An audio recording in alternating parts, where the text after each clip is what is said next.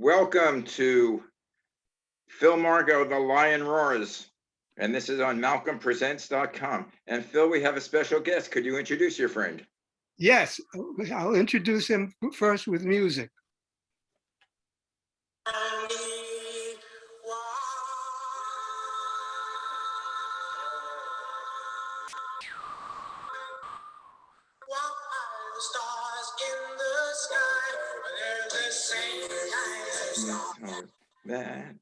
Well, that was a short one, but I could have listened to the whole thing actually.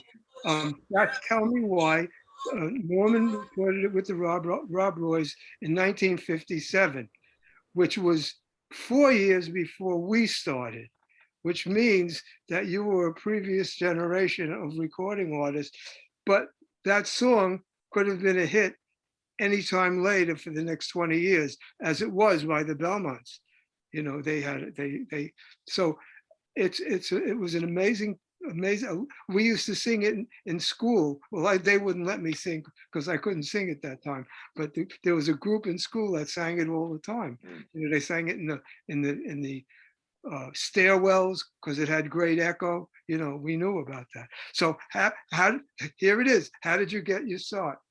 Well, we got started also the same as you did in high school, and we were listening to Alan Freed on the radio, and we were. Somebody had told me about the program when at school, and I turned it on, and I fell in love with the music, and so religiously every night. During the week. He was on 5 nights a week, and I think it was for about an hour, and he was on WINS radio. Hi. And so religiously, I would listen to that. I remember, and I'm remembering now standing up, listening to the radio, because this was just such a revolutionary, different sound in music. You know, up until that time, I was a fan of music. I liked pop music, you know, Patti Page and K-Star and all of those people. But this was a whole revolution that got me excited, and it just got down to my bones. Yeah, that's how, pardon me? I mean, that was rock and roll, the introduction there at the very beginning.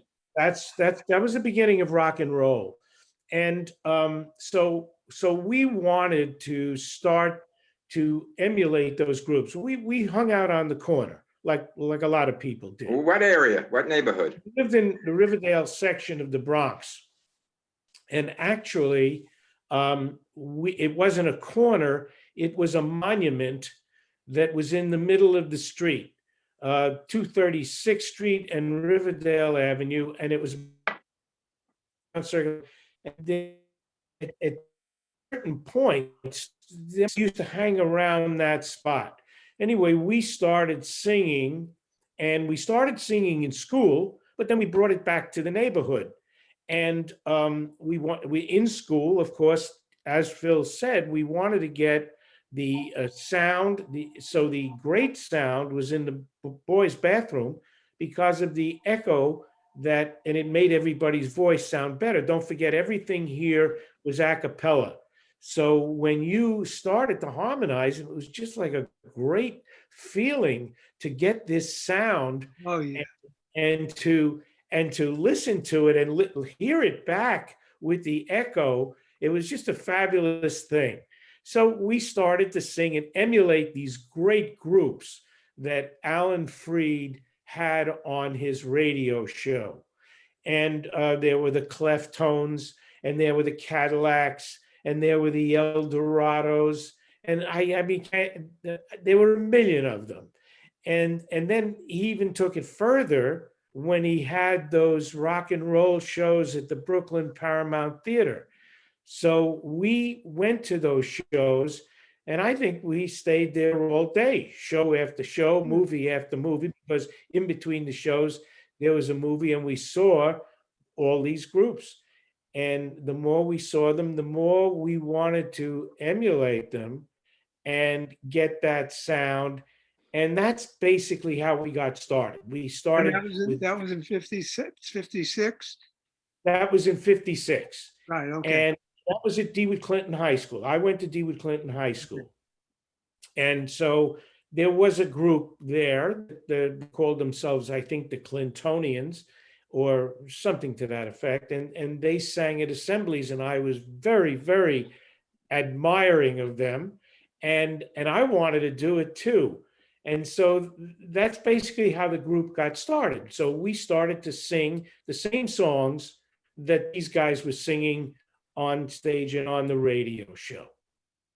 And then, so how did you get to the song Tell Me Why? Well, everything emulates. So we wrote a song. Buzzy Helfand, who was the bass in our group, came to me with this song that he had, and it was called Tell Me. He named it Tell Me Why, and he came to me and he wrote Tell Me Why, why the stars in the sky. And then I think I wrote the second stanza, or I wrote the bridge. Tell me why I love you so. And that's how it got started. I mean, we wrote it very fast. Sure. And we wrote it very, very spontaneously. And so now we had a song that we could practice and sing. And then we sang, then there were other songs. Then one of the guys, we were the first mixed race group in the country. I think just behind us came the Dell Vikings, but we were basically the first. And so, so one of the guys, we used to practice in Harlem, and we used to go down to Harlem and practice in these guys in Bobby Trotman's house. And then they used to come up to Riverdale, and we practiced in our house. So we would go back and forth. And so we started, Bobby Trotman wrote another song. And then this other guy, Andre, who was our second tenor, Andre Lilly, he wrote another song. And so we got enthused with these songs. And so Bob Trotman had a friend who owned a record shop on 145th Street and 3rd Avenue in the Bronx under the L. I mean, it was just off when they still had the 3rd Avenue L. And so he said, this guy is interested in us. Can we come down for an audition? And I said, sure. And so we got the group together and we came down to Buddy's record shop. And Buddy's record shop was so small that we couldn't all fit in to do the audition. So I think Buzzy, who was the bass, he had to stand just outside the store. And Buddy had a counter. And so there was 1, 2, 3. And we chimed off and we sang Tell Me Why to Buddy. And he loved it. And so he had a connection downtown. I think it was Backbeat Records, which was, that's another story. I'll get to it. And so he had the A&R man from Backbeat Records come up, and we had another audition, and he liked what he saw. And that's how we got started. They wanted to sign us to a contract. They signed us to a contract. It was very, very informal, and so informal that we never got paid a dime by that company. And well, I have the same. We all have the same story. So what was that? Was Backbeat part of another group of labels? Was it? Yeah, Backbeat was part of the Duke organization out of Houston, Texas. Okay. And they were a black label. In other words, Right. all their artists were on the Chitlin circuit. I mean, they had some pretty big artists, a big Thornton, and they had a major hit with Johnny Ace, Pledging My Love. And but it was a black record company, and they were interested in us because we, as I said, we were a mixed race group. And you sounded like I always thought you were a black group. Everybody did, because when I started to do record hops after the record was released, people were shocked because realistically speaking, the music was black music. It was black music. We used to go to the Apollo constantly we went to the Apollo, and this was the sound that we wanted to emulate. How was the Apollo audience treated you being Great. integrated? They treated us great. I am telling you, Malcolm, that we were sitting there, we were the only white people. The baritone in our group and myself used to go together. And once in a while, Buzzy would go. And once in a while, some of the guys from the neighborhood would go. But we saw great shows that I ever seen. When you talk about Cole at the Apollo Theater, you're talking about unbelievable. That's an unbelievable piece of history to me. Sure. And it was just magnificent. It was just wonderful. And then, of course, we saw the groups, and we actually signed up. We were going to do amateur in Harlem, but to tell you the truth, we didn't make it. We didn't make the cut, so we weren't able to do amateur night in Harlem. But that was even before the record was released. But we had some interesting experiences. Now, did you We guys sang. Go ahead, Mel. now, did you guys go on tour? Like, because I'm just No, wondering. We never. Because I'm wondering, during that period, how a integrated group would be received if you go to other Yeah, states. no, we did not go on tour. We never left the New York area.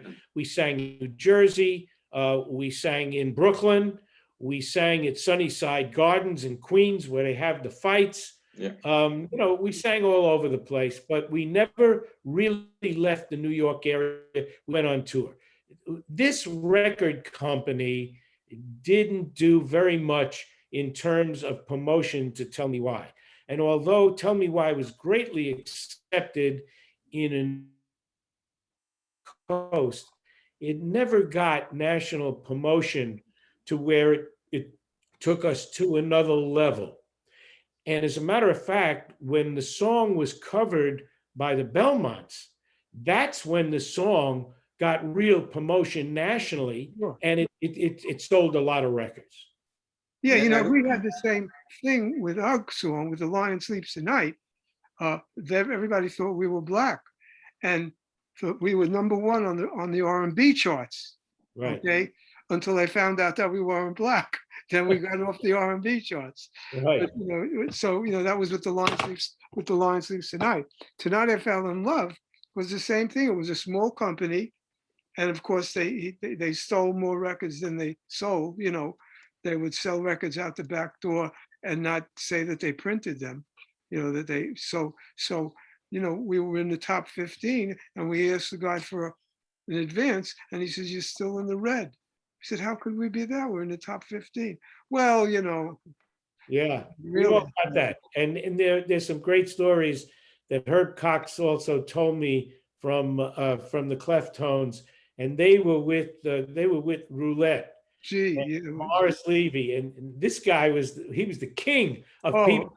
he really He used to go up to the office and ask for a check, and the guys, "What are you talking about?"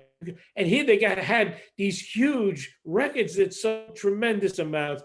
I mean, it was a sign of the times, and that's what happened. When there was a time when Roulette wanted to sign us, and we went up for a meeting, and we said, "Well, what percentage will you pay us?" He says, "How much do you want?"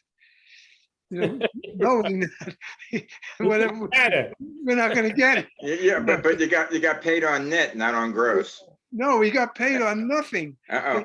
They didn't believe in paying. They didn't pay. Well, you know the story. These guys were all low-life criminals. They took advantage of the artist and paid. And even today, the record companies still treat the artist like shit unless you're a major star.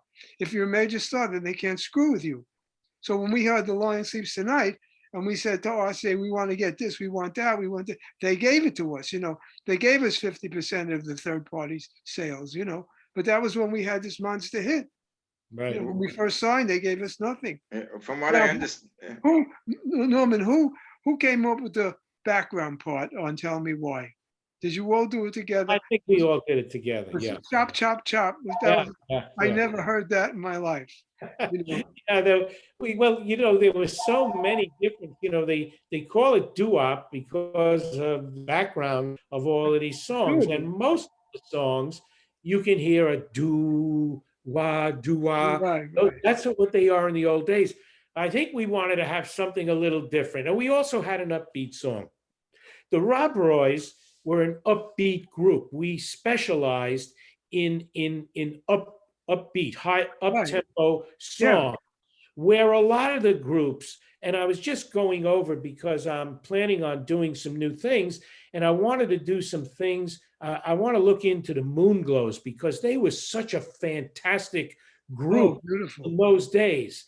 And so all of their songs were slow and all that R&B. Teardrops, right? Teardrops. Yeah. And Lonely Tear. Oh, they had a million songs. Teardrops. Teardrops is one of the most. I sit in my room. Right. That's one of the most beautiful ballads ever. Right. You're taking me back to my teen years. Well, that's where we all are. Now, it's so interesting because as much as I like to look back, and my audience, my following is an older audience, really an older audience, and they like the old music. Sure. And I loved all music. And I went from the doo-wop era into the 60s and the 70s and the 80s music, loving all of the different genres of music. And don't forget, each generation has its own music. So this was our music, and it's to be treasured. Right. But I find tremendous thrill out of getting into different genres of music and finding my way through those now. And some of my audience appreciates it, and clearly some don't, because they're stuck in the old music. And I respect them and I can understand that. But during the pandemic, I had a great deal of time to spend with music, more time than I ever had to spend in my life. And I started to, it became my life. I started to appreciate it more and more. And I'm so into it now, and I'm into the research, and I'm into doing new types of music, and I want to do a new album. And I'm just so thrilled with it. So if there's anything good for me that came out of this pandemic, it's that, and that discovery. And so I'm enjoying that very much. Are you guys performing, still performing? Hey, excuse me. Go ahead. I'm sorry, Phil. You want to talk about your children? He has fantastic children. Yeah, my kids are very accomplished. My daughter Kim Fox was the first female artist signed to DreamWorks when they went into business. And she put out 2 albums for them, and she's really very, very talented. But she didn't have a temperament for the business. And so after about 5 or 6 years, she decided to pack it in. She became a photographer. She's very successful. She plays music for her own pleasure, and I'm happy about that. My son, he got into music, and he's got 2 he's a conductor. He's a classical conductor. And so he's got an orchestra in New York called Clarion Music. It's a 50-year-old orchestra that he took over, and he conducts it, and he's the principal conductor and the director of music. And they travel all over the world, and they're a major orchestra. In addition to that, he is the principal conductor and artistic director at the National Cathedral in Washington, D.C. And so he's been there for about 3 years, and he just signed a new contract. He'll be there for another 4 years. So he's a major league. Yeah. That's great. He just won his first Grammy. So I want to congratulate him. Oh, go ahead. Congratulations. Yeah. Impressive. Now, All I what? have, all I have is a nomination. I didn't win a Grammy, but I got a Grammy nomination. That's great. And they gave, and you know, when we got the nomination, you know, our Grammy award show was in Nashville, and not televised. You know, we weren't even invited, and we were nominated as one of the top 5 records. And I think Chubby Checker won that year because RCA did nothing to promote the record, and we never got our nominating certificates, not at all, until one of the guys in my group, Jay Leslie, knew the guy at the music, you know, and was it Naris, right? Yeah, right, Naris, and Narum, and he called them up, and they said that sounds impossible, and then they looked in the files and they found them. They were sitting in the files for 35 years. We found it's up there. I don't know. I can point to it. Right. I don't know if you can see it. I'll walk it up. That's okay. I see some writing on the wall. Yeah, you see it? Yeah. Right. enough. No, Okay. put it back. You're getting me dizzy. Anyway, Norm, what do you do now? Or do you still perform Well, I have performed up until the pandemic, and Yeah, he with the was working group, on with the Rob Roys, or solo, or? I do it with the Rob Roys, and I do a solo as well. So I have my first show coming up September 12th in Las Vegas, and I'm doing that on my own. And that's part of the Viva Las Vegas Festival. And so that's my first gig after the pandemic. And then we're talking about going forward, but nothing really has transpired yet.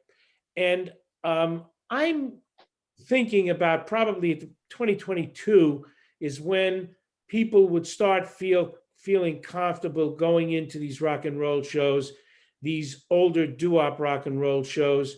I mean, they're starting to have them, and of course, they're having them in Florida. They're smaller venues, and they probably will start to be okay.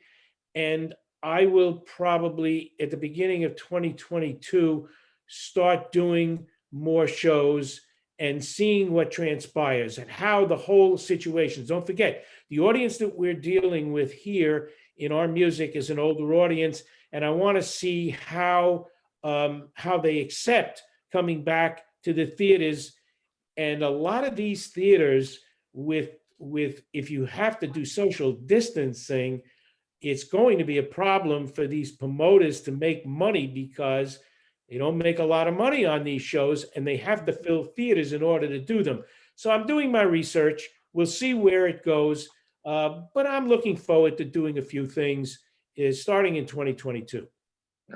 If you ever appear in LA, let us know. Because I know I want to go. I'm sure Phil would. I'm planning on appearing in LA. So yes, I'll keep you posted and let you know. Yeah,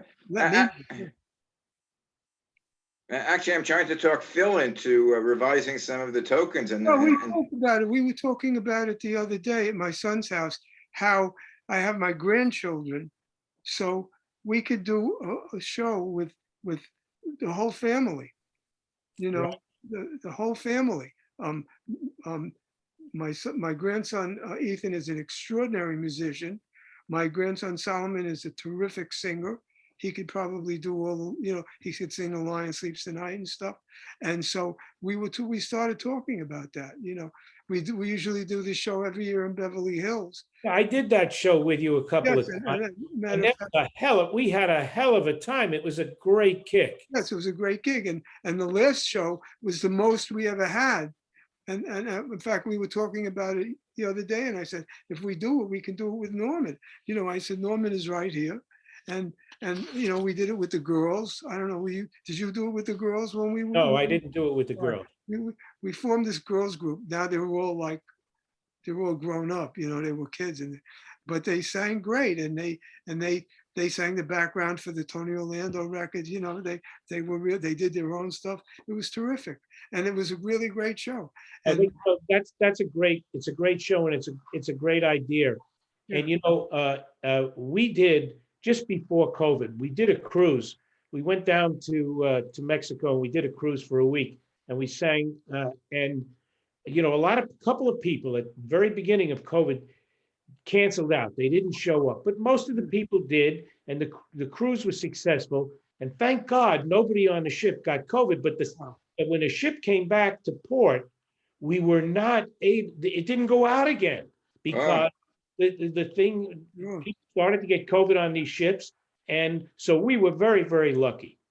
Yeah, that was scary. Yeah. Have you guys looked into the college touring area? Because I had an associate of mine, Ken Roberts. He is the one that first put the rock groups, I mean, this is going back, I think, in the 70s and the 80s, into college towns.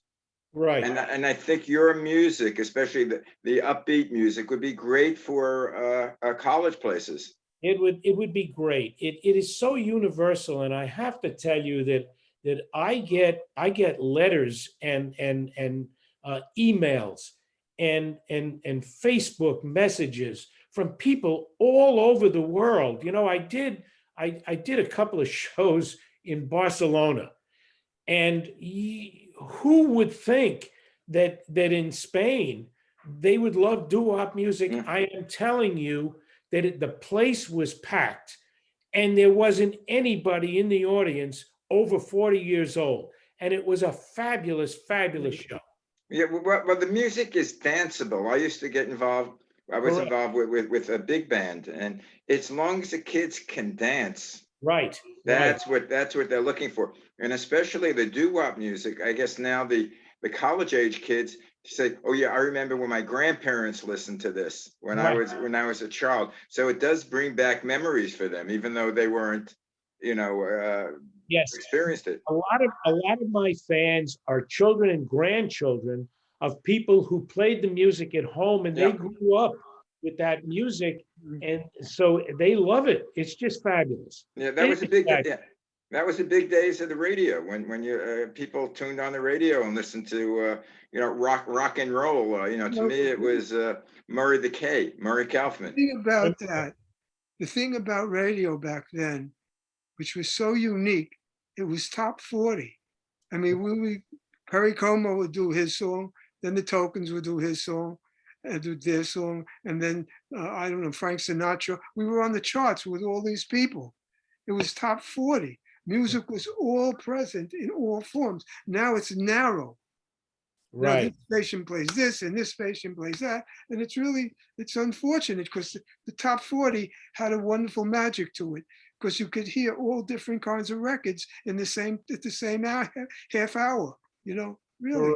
Correct. Yeah, but time changed, and you need to go along with it. But look, as long as there's an audience and there's appreciation for this kind of music, I'm there, and I appreciate it more now than I ever did.